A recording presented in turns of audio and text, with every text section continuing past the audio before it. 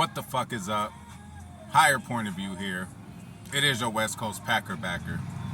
Here to discuss our next opponent, the New York Giants. Packers are playing in London for the first time. Shit, we in the field right now, y'all. Hey, cars is driving by and all that. I'm in a decent spot right now in the cool area I'm at. So, in the middle of motherfucking South Central though, But again, I'm good over here. Hey, y'all hear the sirens and all that shit? It's always going down over here. Let me roll the window up. But yeah, man, I'm here to talk about our opponent, man, the New York Giants. I just want to say, this is not the typical Giants team that we've been seeing over the past 3-4 years, and it has a lot to do with Brian Dable and motherfucking Wink Martindale coming in and just changing shit up. So credit to them, you know what I'm saying? Because listen, there's once upon a time where Packers was 6-9-1 or 6-9, whatever the fuck we were, and we had to fire Big Mike, get LaFleur in there. Motherfuckers talking about LaFleur early like he don't know what he doing, like it was a bad coaching pick, and we motherfucking picked him, and he changed our franchise for the better. All he won is 13 games so far. Now, I'm not saying this Giants team is going to win 13 games this year, but all it takes is a new philosophy to come in, improvement, a new attitude to come in, and hey, sky's the motherfucking limit. I don't know what they're gonna do. These motherfuckers might end up motherfucking 9-7 or 9-8. You know what I'm saying? I don't know. But hey, they 3-1 right now, goddammit, and that 3-1 confidence is a thing. Any team that's 3-1, like, no matter who you beat, you can go into the next game, you like, I'm 3-1 and they 3-1. So, this is a team that we should not overlook. And I'm going to tell you why. I already told y'all, listen, we 22nd in the run, man, and stopping the run. That's not middle of the pack. It's not bottom of the barrel, but it's not middle of the pack. It's toward the end, you know what I'm saying? So that's something that we got to improve. What way to improve? The football guys have,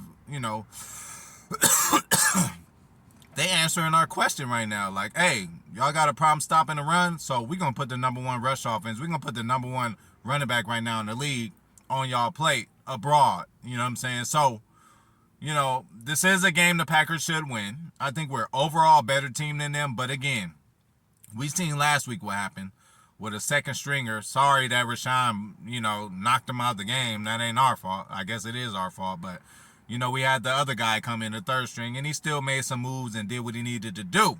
I don't think this team is a well-oiled machine like, as far as technique and shit like that, like the Patriots, and discipline like the Patriots. But this team is 3-1, and they know what the fuck they got to do. Last week, look, the only game they lost against the Cowboys is when Daniel Jones threw the ball for 40 times. Last week, he only threw it for 17 or 16 times, and they won the game. So, they are heavy on play action. And again, Saquon Barkley is the man. He's back. He had some injuries, but this is the guy. It looks like the guy that had 2,000 all-purpose yards in his rookie year. So this motherfucker got to be accounted for. We got to stop this guy. He got the ball 31 times last week. And the Giants ran for 44 times total last week. So if you got a team running for 40 times, that's what we're going to see. So, hey, Packers, we can't stop the run. We 22nd in the run. Now is a great time for us to do so. Now, again, like I said, we're a better team. I think we should win this game because we're just a better team overall. But you never know. Our first time in London, the Giants are undefeated in London. It might be only 3 games, but they were in the inaugural game that started this whole London whole deal. They won that game, and they won another game. So they're used to at least somebody in their staff. This is a new staff, but, they're a little more equipped to traveling overseas than we are. So, the only thing I see us even losing this game or making this game like any tighter than it should be is just the jet lag. It's just the Aaron Rodgers already said, look, at the beginning of the year, he said tamper expectations. But now he's talking about our next 3 or 4 games and how tough the travel is. So we got to pay attention to that shit. These motherfuckers are humans. I don't know how much traveling y'all did, but there is a such thing as motherfucking jet lag, goddammit. So these motherfuckers might come in. Hey, Aaron is a complicated fella anyway. So who's to say that, his timing or his sleep might not be knocked off a little bit, in London, So again, if we were to lose this shit, it'd be some weird, just traveling. You know how he is when we travel to the West Coast. You know how he is on week one games. There's certain things that LaFleur just ain't good at. You know what I'm saying? That's just, I'm being real. I'm going factual right now because, I'm just going off of what I seen. We ain't good in going to West Coast trips, especially in the playoffs. And we're also not good in motherfucking first games of the season under LaFleur. So, this is a whole different situation. Hopefully, we made things as normal as possible as far as the weekly preparation.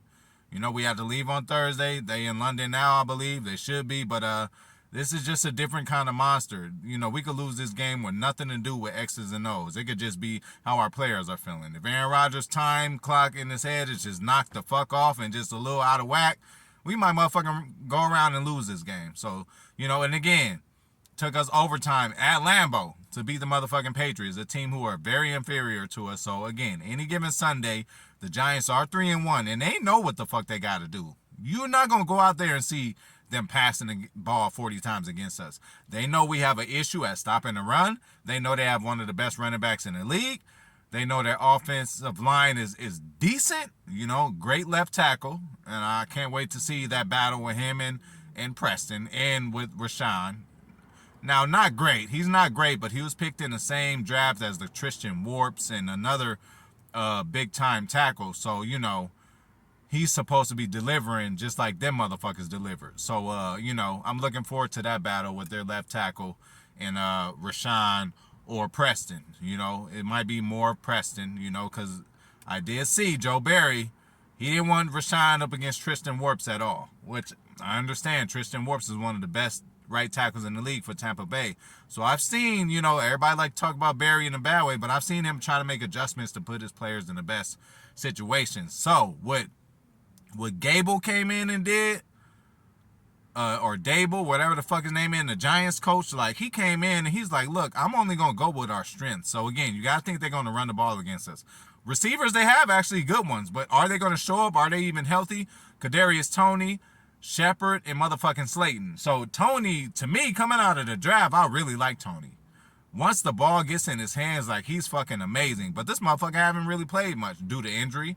Last year he had a problem with the coaching staff. This year he has a problem with the coaching staff, which is a new coaching staff. So that shows there's something wrong with this nigga. You know what I'm saying? Just like AB. You could go here, okay, you could blame Pittsburgh. We'll give you that. Then you go to the next team, the Raiders. Okay, this is the second time we could blame the Raiders. Bro, you go to Tampa and act the goddamn fool with touchdown Tommy or Tom Shady, and you still act the fool after a ring and all that. The problem is you, bro. So I don't know. Kadarius Toney got all the talent. Shit, I would love to have him. I would love him to get cut from the Giants just because his attitude. He come to Green Bay, bro. I'm telling y'all, Kadarius Toney, check that motherfucker out. He's a fucking baller. But who knows if this motherfucker gonna play? Who knows if Shepard's gonna play? But it really doesn't matter because these motherfuckers ain't gonna come out passing the ball. Again, I told y'all, they ran 44 times last week. That was just last week. You think they're gonna change that? That's a winning formula. They just found out. They know that we can't stop the run right now and that our corner and secondary is very strong. So you got to think these guys are going to run the ball on us. On the other side of the ball, they are the typical kind of what the NFL is doing right now with defenses, bend but don't break. We'll give you a little bit. We'll give you the dink and dunk, but when it comes time to score, we ain't going to do it. This defense has been very good at keeping games close. Obviously, they're 3-1. They won in a lot of close games just like we have.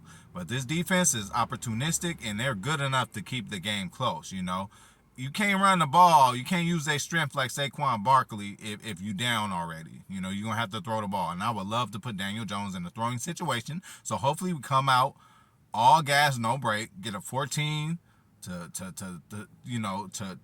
13 to 10 point lead early. So they could come from behind and need to throw that rock. And they need to abandon the run themselves because they got to play catch up. That's the game plan for me. So I don't know what y'all think, but again, this should be another victory for us. We are the better team, They're 3-1 too, but I think, they still might be fool's gold at this point. They still might go out there and be 9-7, 9-8, whatever the fuck it is now, They still might be one of them teams. We seen Arizona motherfucking go 7-0, 8-0 last year and then ended up with a record that we probably wouldn't have thought that they did. So, Tell me what the fuck y'all think about this matchup. Tell me what y'all think we need to do. You know, should it matter if Joe Barry comes out with this fucking soft ass coverage? Because again, they can't get the ball to their guys. They ain't got no receivers right now. Kadarius is having issues with the team, with attitude problems. Shepard is hurt, and so is Slayton is hurt. So I don't know who the fuck gonna be out there. Daniel Jones is even questionable. But again, we just went against. Again, this is an anomaly because, you know, we going against the greatest of all time, Coach Bill Belichick. So even his third string is going to be ready. That's how good you got to be to win as many championships as Belichick won. You got to be pinpoint, straightforward on every position, every motherfucking aspect of the game. And that's why Bill Belichick hones in on special teams. He's like, a lot of teams, you know, they might be better than us offensively. They might be better than us this way. But if we could get them once or twice on special teams plays, which I know they ain't paying attention for, we can win this game. Belichick has won many games with just special teams. So he, you know, kudos to them again. We beat the hoodie. Great confidence bill for LaFleur. Hey, LaFleur, I really need to see you come out there. Scripted or not, whatever it is, we need a 17-point lead, man. You know, I don't see this offense of theirs, you know, putting up a lot of points against us if we can get up early. So, God, hopefully we get the ball first. Hopefully we go down there and score a touchdown on the first drive, you know, and then, you know, they feeling some kind of pressure and we end up stopping them. And we need a 14 to 17-point lead against this team. Because, again, this team is a team that'll fight you to the end, too. You know, they keep games close. And, you know, that's how they stay in the game with their running game. So, hey, shut Saquon down. Hey, he is public enemy number one for this Packer team. We got to do it, y'all. In order to win this game, we got to shut Saquon down, and that's it. We ain't got to do nothing else but shut him down. They cannot beat us any other way, goddammit. But again, they're going to give it to this motherfucker 31 times last week for 146 yards. Like, he cannot have that kind of game against us this week, you know. Even if he get 100, you know, let him hover around 100 to 105, 110 yards. That's cool, but we don't need no 140s, 150s, 160s. Those are a lot of first downs. You know, those the rest of those 30, you know, hey, he could get 100, but those extra 130, 140, those is first downs. Those is, you know, touchdowns. So, hey, we got to cut all that shit out. He's dynamic. He's basically this generation's Barry Sanders as far as skill, what I'm looking at. Bigger, though, but bro can do everything. He's an amazing player, and I was mad when he got hurt because I love football, and I just, you know, I like good stories, and I just like good players. I like fucking exceptional players. I like outliers. I like, you know, players who ain't supposed to be good end up being good. You know, all kind of shit like that. So, this is a guy who I think is good for the league. He has everything. He has the look. You know, he can expand his brand outside of football. You know, talking about Saquon. So, you know, I'm gonna be excited to watch him now. We need to stop him, but I'm just going to be excited to watch this motherfucker. Even as a Packer fan, a young Packer fan, when Barry Sanders was on the field, my eyes were just glued to him every second. You know, those were some of my earliest memories of the Lions, is just watching him. You know, I love football, so regardless if it was against us now, when he broke a big one against us, I hated it. You know, all that, I hated. I don't want him to succeed against us, but he has some success against us. You know, I'm talking about Barry, so Barry's one of my he's definitely top 5 in my book, running backs all time. And, you know, just to watch him in my lifetime was pretty incredible. And, you know, that's same, you know, a lot of players like that. You know, we, you know, ain't gonna keep giving Detroit credit, but Megatron, you know, they had a couple players more that, you know, I just, you know, had to watch regardless. So I'm excited to see Saquon, but I'm excited to see how the fuck we gonna attack him and motherfucking stop him. We keep him under 100 yards, the game is over. He get that 140, 150 shit, that mean they in the game and that they still handing them off, you know, the ball, and that, you know, the game is close. So we can't be having that shit. But I'm out. Shout out to everybody. Shout out to the whole Pack Attack. You already know what the fuck is up. But let's go get this victory, y'all. Go Pack motherfucking go.